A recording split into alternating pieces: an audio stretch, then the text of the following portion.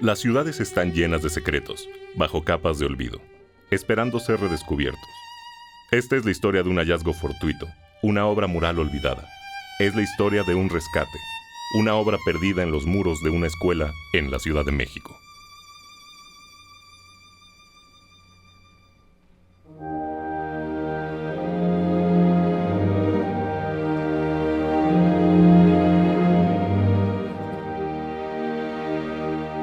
Los muros de la escuela primaria Carlos A. Carrillo resguardaban una historia silenciada, una pieza del muralismo mexicano que parecía haber desaparecido sin dejar rastro alguno. Pero el arte, como la memoria, resiste.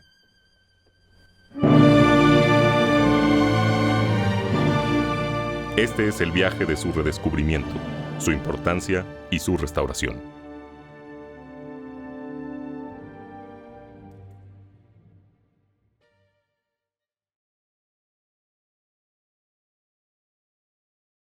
Año 2012. Una valiosa colección de aproximadamente 3,000 libros llegaría como donación a la Biblioteca Francisco Javier Clavijero de la Universidad Iberoamericana. Se trataba de una colección de libros proveniente del empresario Manuel Arango Arias, con ejemplares de diferentes procedencias y antigüedad. Entre ellos, una carpeta de fotografías llamó la atención. El conjunto de 20 fotografías daba cuenta de un proyecto de obra mural de la que poco o nada se sabía hasta ese entonces. El hallazgo fue el punto de partida para esta investigación, que llevó a descubrimientos y respuestas sorprendentes. La revisión de archivos y documentos históricos, sumado a los testimonios de notables docentes, nos llevaría a la Escuela Carlos A. Carrillo, ubicada en la colonia Portales de la Ciudad de México. 7 capas de esmaltes y pintura vinílica y un poco más de 80 años fueron los que mantuvieron oculta esta obra mural, que según las investigaciones, fueron realizadas por artistas pertenecientes al taller conocido como ATAP, Asociación de Trabajadores de las Artes Plásticas. Proliferan los grupos artísticos en la década de los 20. Así como está la ATAP, también hay otros, ¿no? La Liga Intelectual Proletaria, en fin, hay muchas otras agrupaciones que entienden que su misión, su vocación ahora es la del trabajo colectivo y que siguen manteniendo, como en los primeros murales de la década de los 20, una vocación sociopolítica.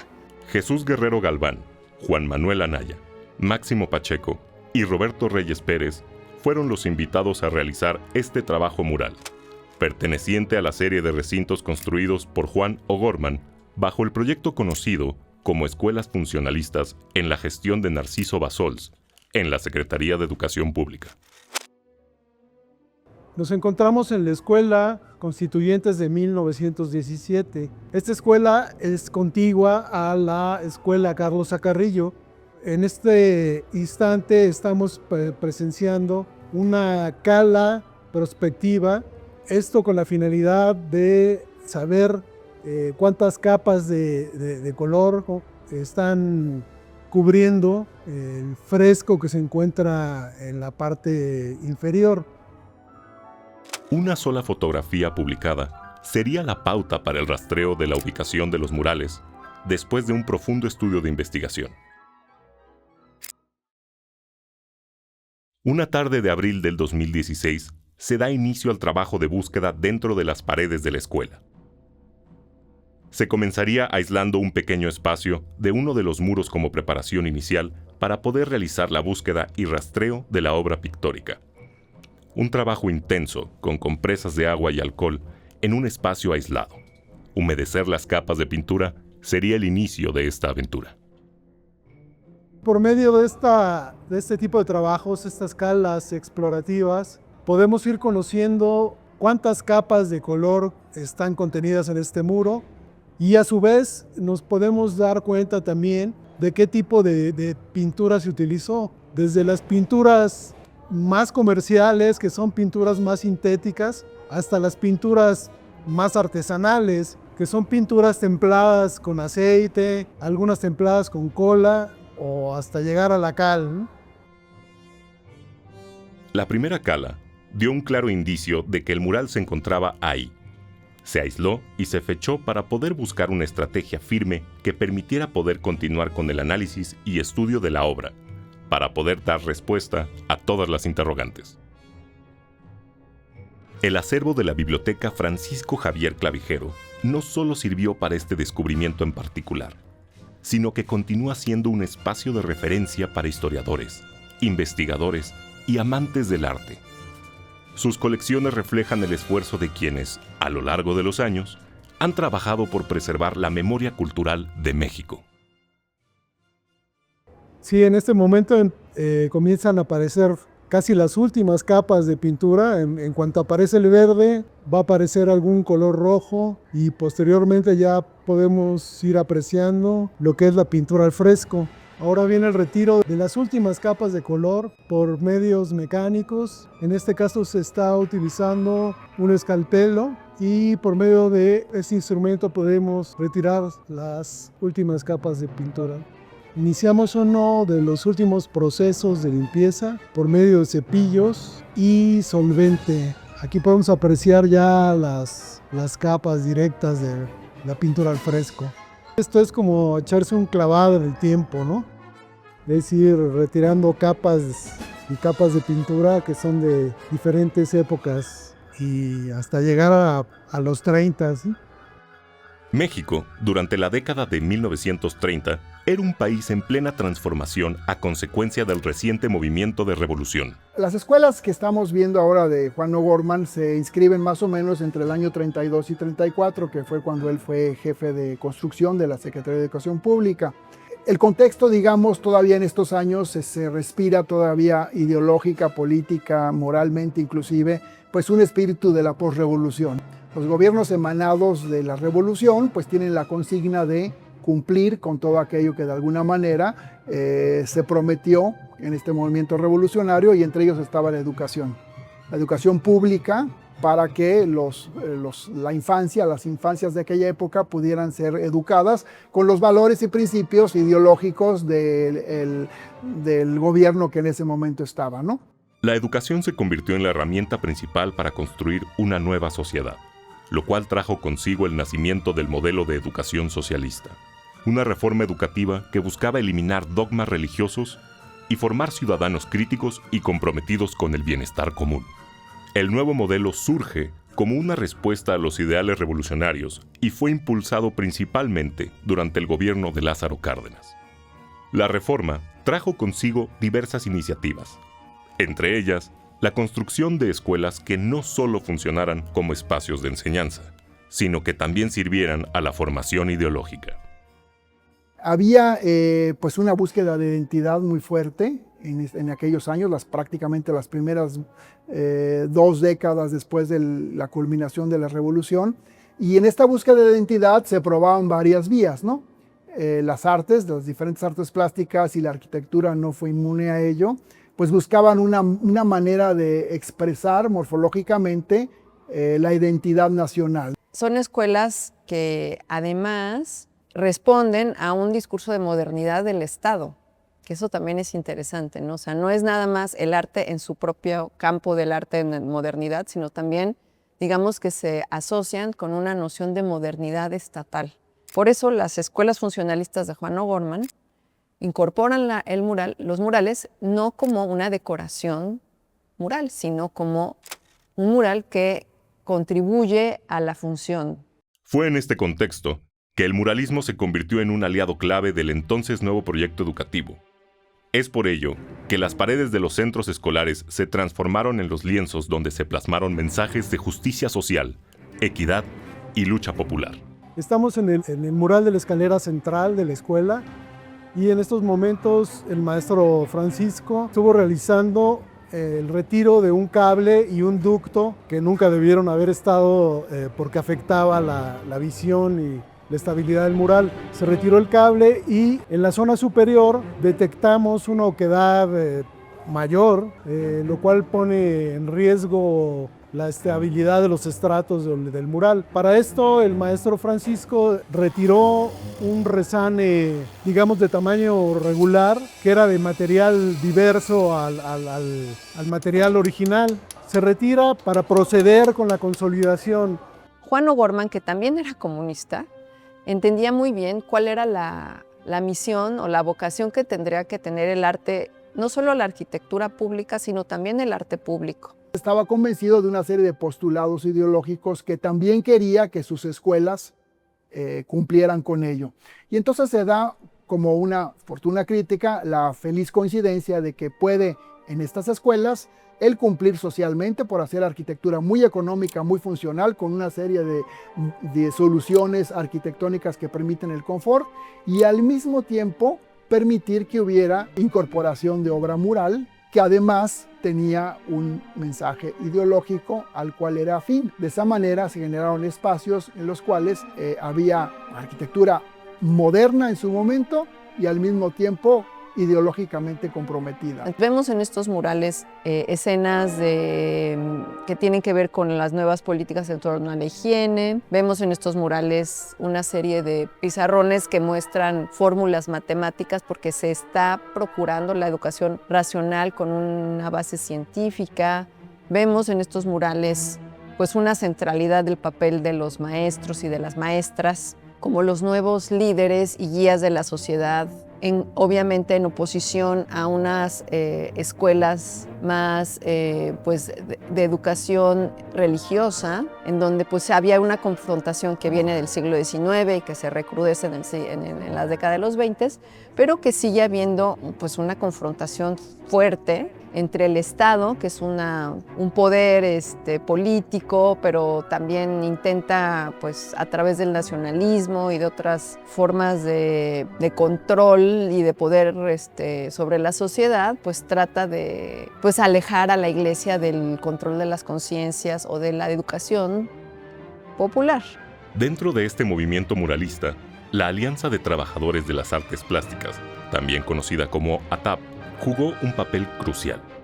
Sus integrantes, comprometidos con la educación socialista, realizaron diversas obras murales en varias escuelas gracias a la invitación de Juan O'Gorman, que en aquel momento fungía como jefe de la Oficina de Edificios de la Secretaría de Educación Pública, permitiendo que este grupo de artistas llevaran su arte a comunidades que jamás habrían tenido acceso a una galería o un museo. En este momento ya está más, digamos, instituido lo que uno de los principios pues, también importantes del muralismo, que es el trabajo colectivo. ¿Sí? Son artistas como Jesús Guerrero Galván, como Máximo Pacheco, como Roberto Reyes Pérez, que ven su trabajo artístico como parte, más que como individualidades, como una forma de colaboración colectiva. Para la consolidación lo que vamos a hacer es, en primera instancia, el ribete perimetral para que la inyección no logre salirse. En este momento el compañero está introduciendo lo que es ya el consolidante, ya que estamos observando una consolidación de estratos. En primera instancia está inyectando una solución para romper un poquito la tensión superficial y para que por medio de esta pueda penetrar la lechada de cal con carga que se va a inyectar. Como les decía, esto le da una cohesión. Una cohesión entre el ladrillo y los repellados, que son nada más, es un repellado y un enlucido, y encontramos que el material del repellado es muy pobre en cal. Esto también ocasiona que se disgregue el material y se creen oquedades internas. Con el paso del tiempo y los cambios políticos, muchas de estas obras fueron destruidas, mientras otras simplemente quedaron ocultas bajo capas y capas de pintura. En algunos casos, a causa de la censura o de situaciones que condenaron a estos murales al olvido. Hay que pensar que cuando hizo, digamos, las escuelas, la parte arquitectónica y después el revestimiento de murales, estaba en efervescencia, digamos, una ideología emanada de la Revolución con una inclinación hacia la izquierda, ¿no? Y el momento culmen es el periodo de Lázaro Cárdenas, ¿no? Hasta ahí, digamos que probablemente eran momentos propicios para que continuaran los murales en donde habían sido creados, ¿no? Pues no siempre fueron bien recibidos, en donde estos murales que pues proponen escenarios radicales, porque vemos por ahí La hoz y el martillo, vemos por ahí una serie, digamos, de transformaciones educativas, pues a la que la sociedad de 1934 no estaba acostumbrada y les parecía pues casi violentas en contra de lo que entendían ellos como que debía de ser la educación y debía de ser la intervención del Estado en la vida de las personas.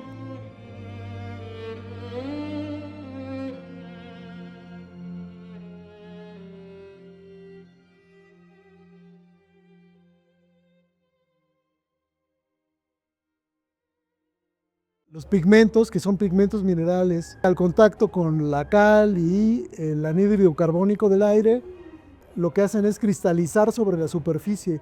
El color no penetra la cal, el color se queda sobre la superficie y se vuelve piedra de nuevo. Es un círculo, la cal primero se calcina, son piedras pues que están en la naturaleza. Entonces, cuando aplicas la pasta que es el enlucido, tienes que dejar secar un momentito y ya empiezas a aplicar tus colores por medio del pincel y se ve como los atrapa el enlucido. Y ahí se cierra el círculo y se vuelve otra vez una piedra. Entonces es un mármol, un fresco es un mármol.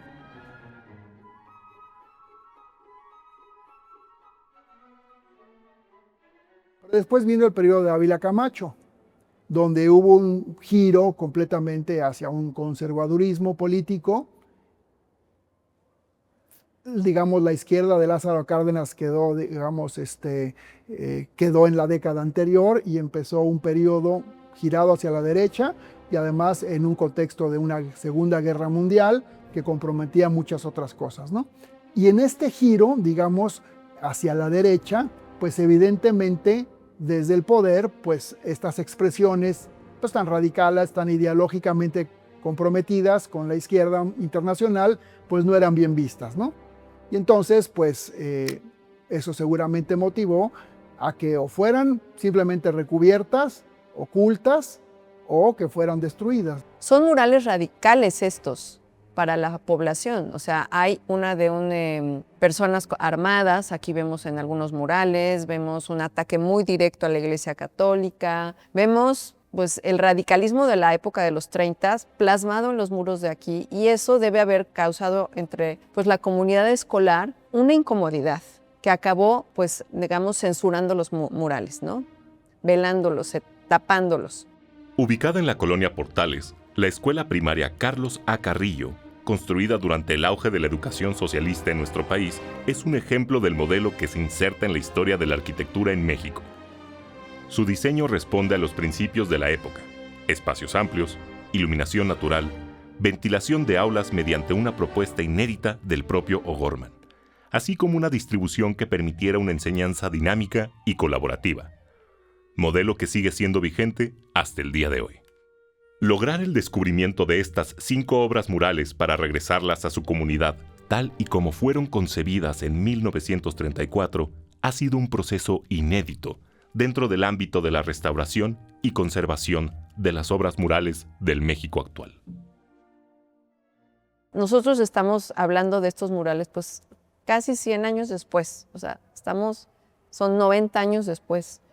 Y eso nos lleva pues a entenderlos totalmente de otra manera, ¿no? Para nosotros estos murales son un lugar de memoria, ¿no? Es un lugar de memoria en donde podemos asomarnos como pues en una ventana, no solamente al arte del pasado o al arte en conjunción con la arquitectura del pasado y a los ideales del Estado revolucionario y a los ideales de un grupo que quería reformar a la sociedad. También nos estamos asomando a la vida de esta comunidad que trajo a sus hijos a esta escuela y que se sintió pues confrontada con estos murales, o se sintió agredida probablemente, o se sintió que tenían que oponer una cierta resistencia a un proyecto estatal.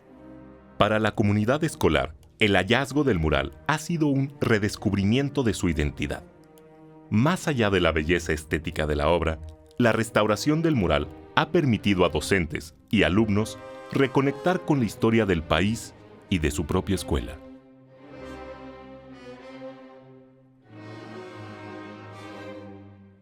Los testimonios de exalumnos recuerdan las transformaciones del edificio, el impacto que tuvo en sus vidas y cómo, sin saberlo, durante décadas caminaron frente a estas obras de arte ocultas por más de 90 años.